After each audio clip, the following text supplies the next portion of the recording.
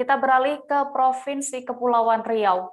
Sekolah daring akibat pandemi COVID-19 membuat sejumlah para pelajar daerah di Indonesia kesulitan mendapatkan pembelajaran dengan layak.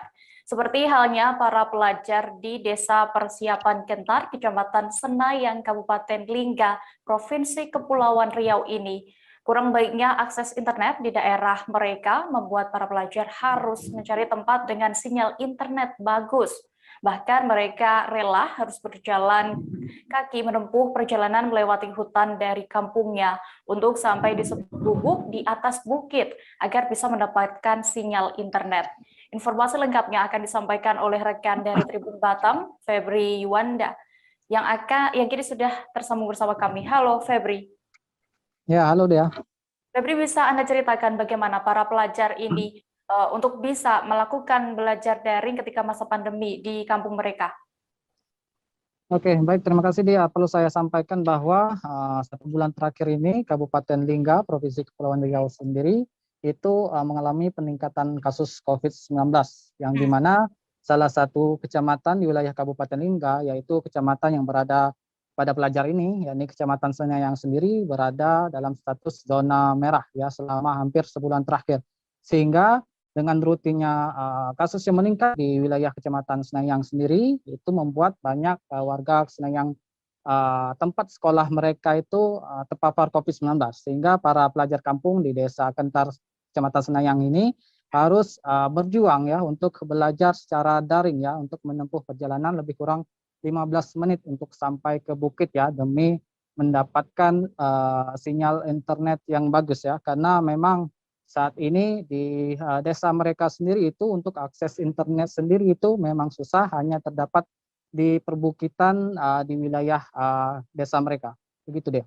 Ya, Febri, berdasarkan pantauan Anda di lokasi, bisa Anda kabarkan apa yang menyulitkan mereka saat belajar di atas bukit itu? Juga bagaimana dengan respons dari orang tua mereka?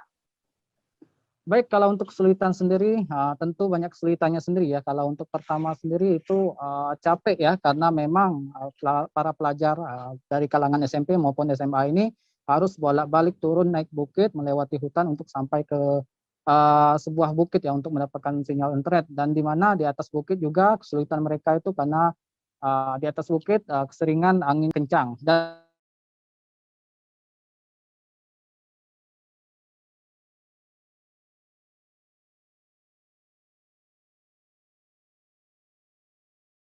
harus terpaksa untuk tidak absen ya, harus melindungi diri mereka untuk melindungi diri mereka dari menggunakan terpal.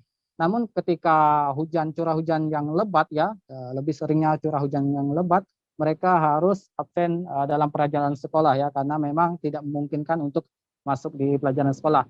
Dan tanggapan orang tua sendiri berdasarkan informasi yang saya dapatkan dari PJ Kades Desa Kentar sendiri, itu mereka sangat prihatin ya, karena